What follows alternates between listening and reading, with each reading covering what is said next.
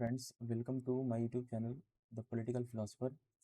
तो फ्रेंड्स, एक बार मैं आप लोगों के लिए दोबारा से एक सीरीज़ लेके आया हूँ कि जो स्टूडेंट्स कॉलेज के एग्ज़ाम के लिए प्रिपेयर कर रहे हैं, जिनका एग्ज़ाम पास में आ गया है, उनके लिए मैं कुछ इंपॉर्टेंट क्वेश्चंस की सीरीज़ लेके आया हूँ। तो इसमें जो सबसे इम्पोर्टेंट क्वेश्चन मैंने सेलेक्ट किया हुआ है कि राजनीतिक सिद्धांत के अनुभवजन्य सिद्धांत की व्याख्या कीजिए। यानी जो इम्पीरियल थियरी है पॉलिटिकल साइंस का, वो क्या है, उसके बारे में हमें बताना है। तो सबसे पहले हमें जानना क्या होता है कि कोई भी सिद्धांत हो, उसको पढ़ने से पहले उसमें क्या क्या पढ़ना है, वो चीज़ें हम एक बार देख लेते हैं। ठीक है।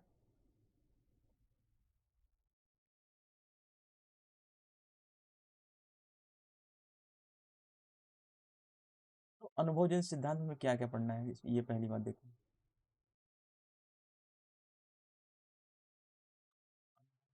सिद्धांत, इसमें सबसे पहले हमें पढ़ना क्या है, पहला पॉइंट इसमें ये बताया गया है कि इस सिद्धांत में जो है राजनीति विज्ञान को राजनीति विज्ञान को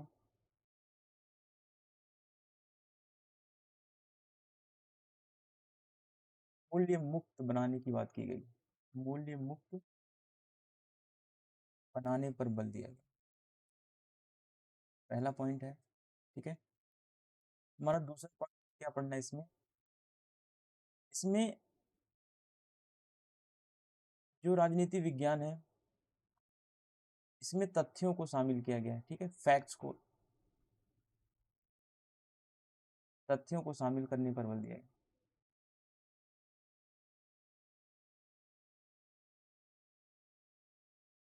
तीसरी चीज हमें इसमें ये पढ़ना है कि यह राजनीति सिद्धांत के यह राजनीति सिद्धांत के प्रत्येक पहलू को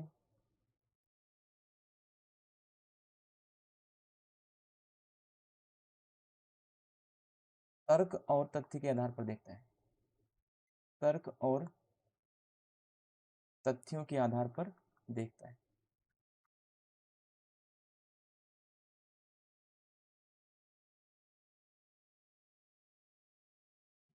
फिर हमें चौथा पॉइंट ये देखना है कि जो अनुभवजन्य उपागम है, यह व्यवहारवाद पर ज्यादा बल देता है। व्यवहारवाद पर बल देता है।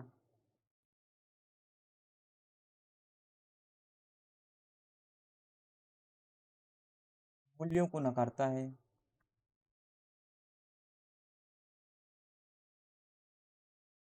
ठीक है, नेक्स्ट पॉइंट हमारा होगा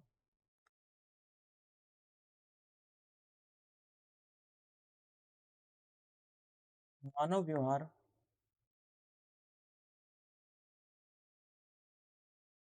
के अध्ययन पर बल देता है।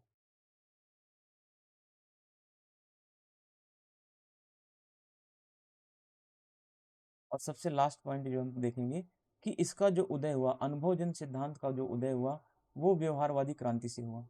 व्यवहारवादी क्रांति के परिणाम स्वरूप होता है।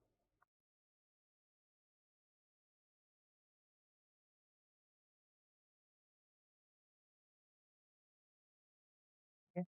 तो पॉलिटिकल साइंस में हमें जो पढ़ना है आज के टॉपिक में, तो अनुभवजन्य सिद्धांत क्या है, इसी के बारे में ये सारी चीज़ें, ये पॉइंट्स हैं। आप अगर इन पॉइंट्स को याद कर सकें या लिख सकें नोट्स बना के, तो लिख लीजिए।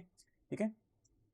तो अब हम जो पढ़ेंगे, तो आपके माइंड में एक चीज़ें क्लियर हो गई कि जो आज हम पढ़ने जा रहे हैं कि राजनीति विज्ञान क्या है। तो राजनीति विज्ञान में जो अनुभवजन्य सिद्धांत है, ये क्या कर रहा है, पहली बात तो राजनीति विज्ञान को मूल्य मुक्त बनाने पर ये क्या कर रहा है, बल दे रहा है। यानी कि मूल्यों को ये क्या कर रहा है, नकार रहा है।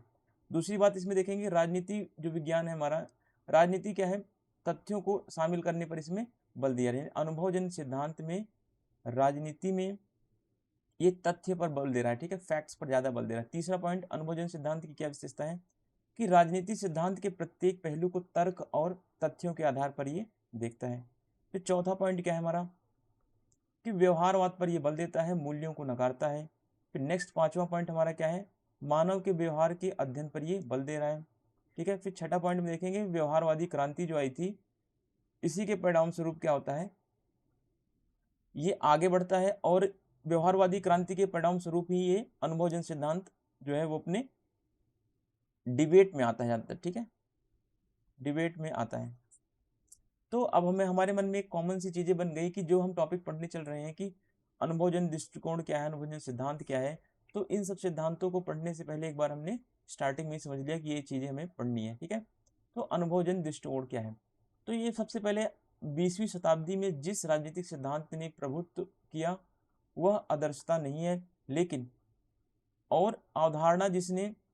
और अवधारणा है जिसने अनुभवजन्य राजनीतिक सिद्धांत के रूप में जाना जाता है।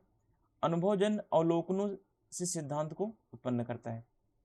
देखिए ये इसमें ये बताया गया है कि जो 20वीं शताब्दी है, ठीक है, 20वीं शताब्दी में जिस राजनीतिक सिद्धांत का प्रभुत्व रहा है वह किसी से छुपा हुआ नहीं है, ठीक है। लेकिन इसी के साथ 20वीं शताब्दी में एक और अवधारणा आती है अनुभवजन्य राजनीतिक सिद्धांत, ठीक है। अनुभवजन्य राजनीतिक सिद्धांत या फिर हम कह सकते हैं कि व्यवहारवादी राजनीतिक सिद्धांत, ठीक है,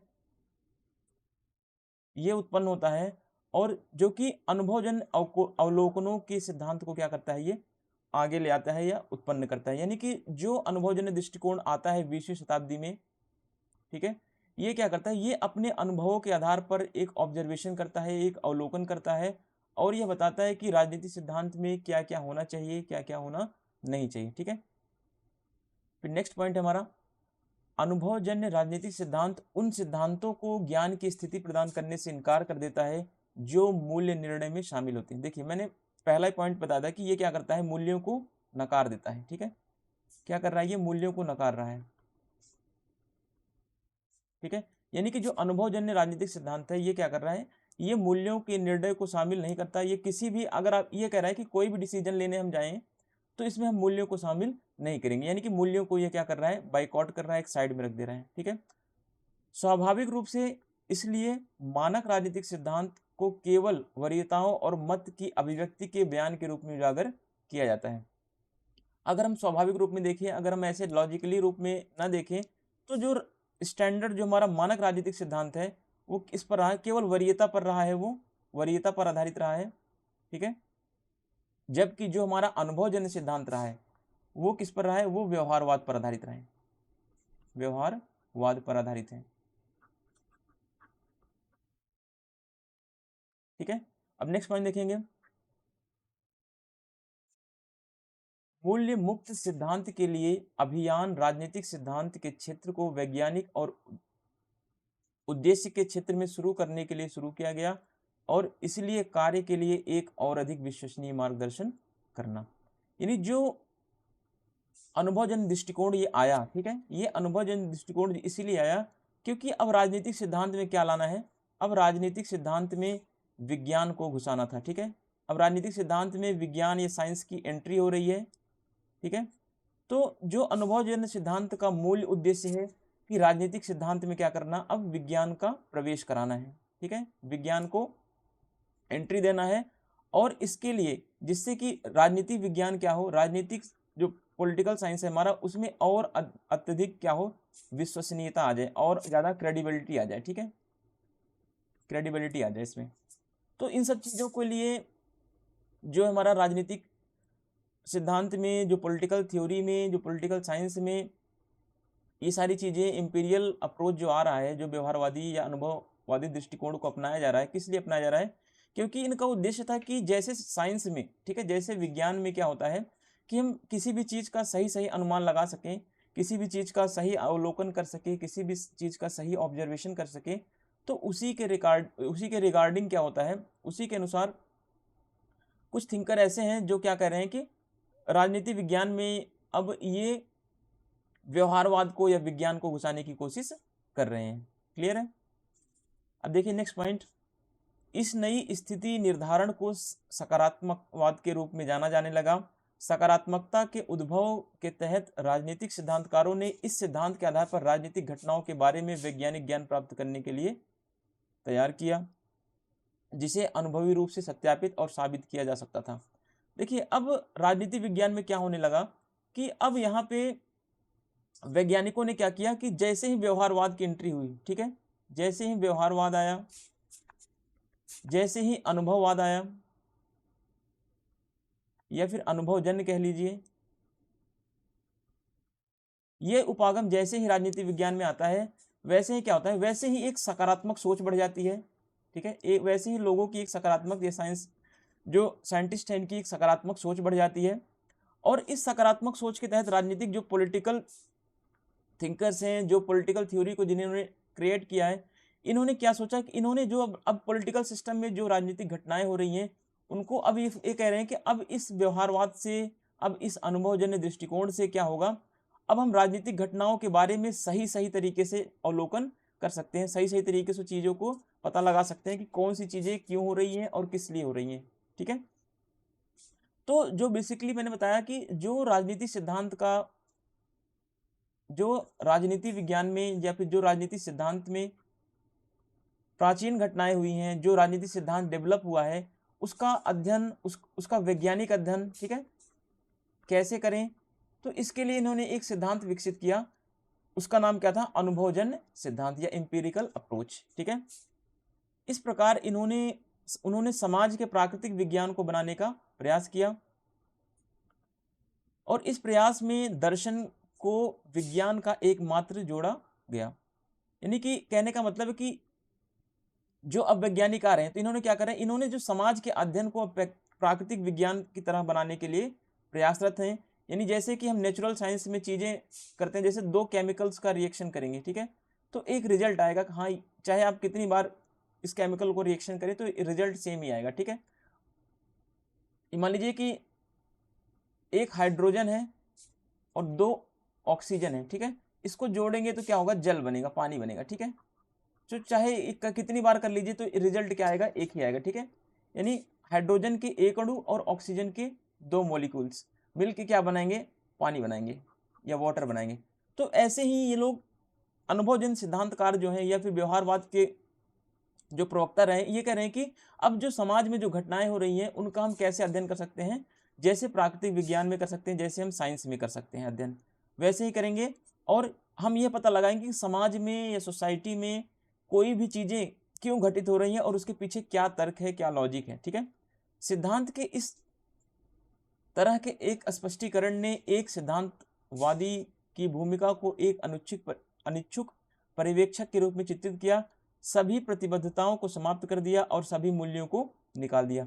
अब देखिए, अब जो वैज्ञानिकों की ये दिलचस्पी रही है कि अब हम अध्ययन कैसे करेंगे, इसका वैज्ञानिक तरीके से अध्ययन करेंगे, तो इसी वैज्ञानिक तरीके से अध्ययन ने क्या कर दिया कि जो सिद्धांत में स्पष्टीकरण बचा हुआ था, तो इससे जो ऑब्जर्वर थे, जो ऑब्जर्वेशन करने की कोशिश कर रहे थे, तो उन्होंने क्या किया, अब राजनीतिक सिद्धांतों से क्या कर दिया, मूल्यों को इन्होंने निकाल दिया।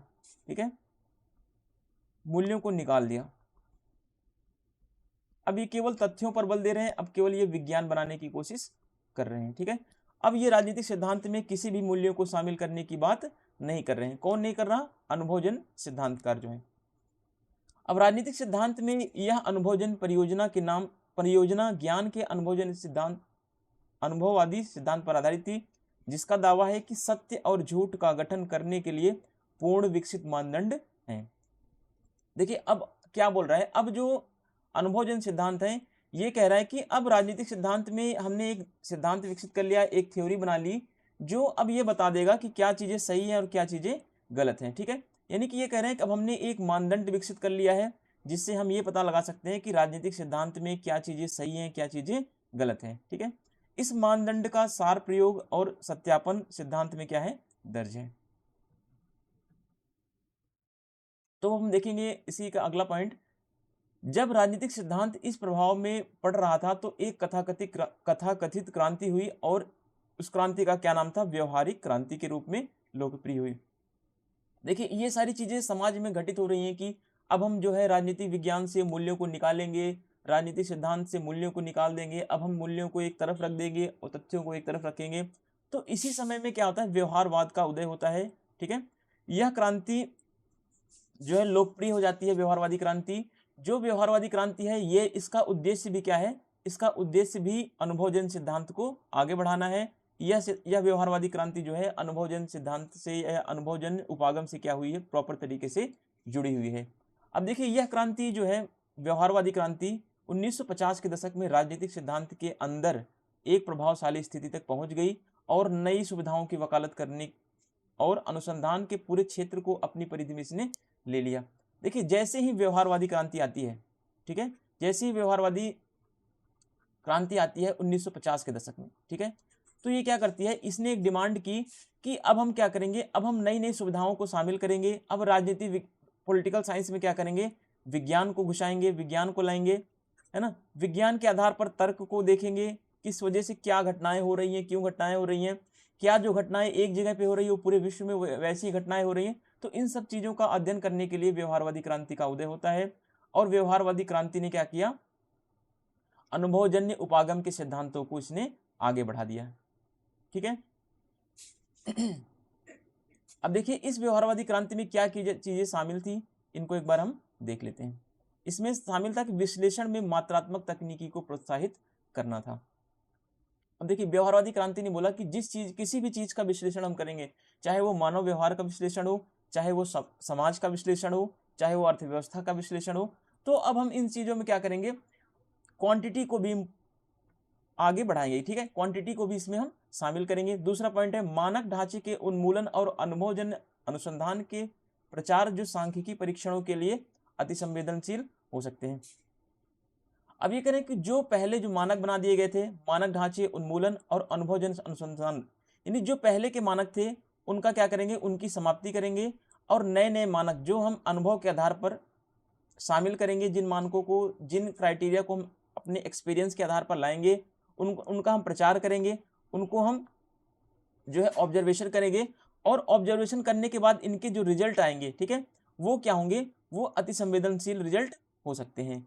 अति संवेदनशील का कहने का मतलब है कि पहले कुछ रिजल्ट और आ रहे थे, लेकिन जैसे ही व्यवहारवादी क्रांति आई, ठीक है, इसने क्या किया, समाज का अलग तरीके से अध्ययन किया, समाज के अलग तरीके से अध्ययन करने के बाद अलग रिजल्ट भी आए। ठीक है, जो रिजल्ट क्या थे, चौंकाने वाले थे।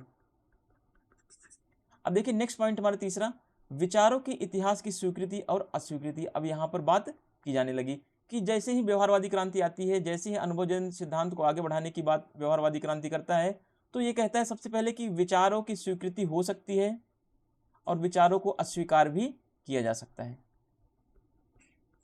ठीक है, तो ऐसा क्यों बोल रहा है व्यवहारवादी क्रांति या फिर अनुभवजन्य उपागम, क्योंकि ऐसा ये बोल रहा है कि जो व्यवहार तर्कों के आधार पर सत्य निकलेंगे या फिर जो विज्ञान के आधार पर जो सत्य निकलेंगे, उन्हीं तर्कों को एक्सेप्ट किया जाएगा और बाकी चीजों को क्या कर दिया जाएगा, नकार दिया जाएगा।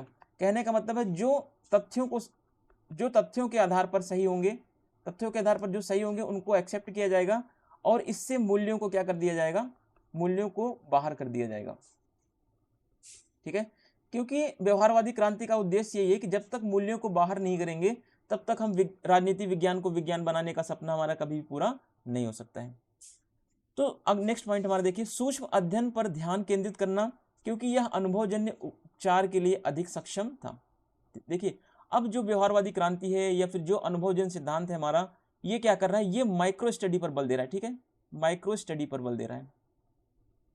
साइंस में हम क्या करते हैं, साइंस में भी तो माइक्रो स्टडी करते हैं, वैसे ही क्या कर रहे हैं, यहाँ पे भी हम माइक्रो स्टडी करने पर बल दे रहे हैं। और देखिए, क्योंकि ये अनुभव पर ज्यादा बल दे रहा है। ठीक है, अनुभव यानी कि जो हम एक्सपीरियंस करेंगे स्टडी करने के बाद, जो हमारे सामने जो रिजल्ट आएंगे, उन सब चीजों को हम आगे यहाँ पर उसका प्रचार प्रसार करेंगे, जिससे कि राजनीति विज्ञान से मूल्यों का क्या हो जाए, खात्मा हो जाए।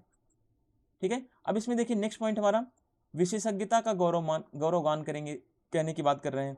फिर नेक्स्ट पॉइंट, व्यक्ति के व्यवहार से डाटा प्राप्त करना। देखिए, व्यवहारवादी क्रांति का उद्देश्य है कि किसी भी चीज को क्या करना, तर्कों के आधार पर, व्यवहार के आधार पर ऑब्जर्वेशन करना, उसका अवलोकन करना और अवलोकन करके, ऑब्जर्वेशन करके डाटा एनालिस्ट करना, डाटा को इकट्ठा करना। ठीक है, डेटा इकट्ठा करने के बाद फिर हम क्या करेंगे, फिर जैसे हमारे पास डेटा आ जाएगा तो उसके अकॉर्डिंग हम बता सकते हैं कि जो विज्ञान है, ठीक है, इसमें मूल्यों का समावेश है या फिर नहीं है।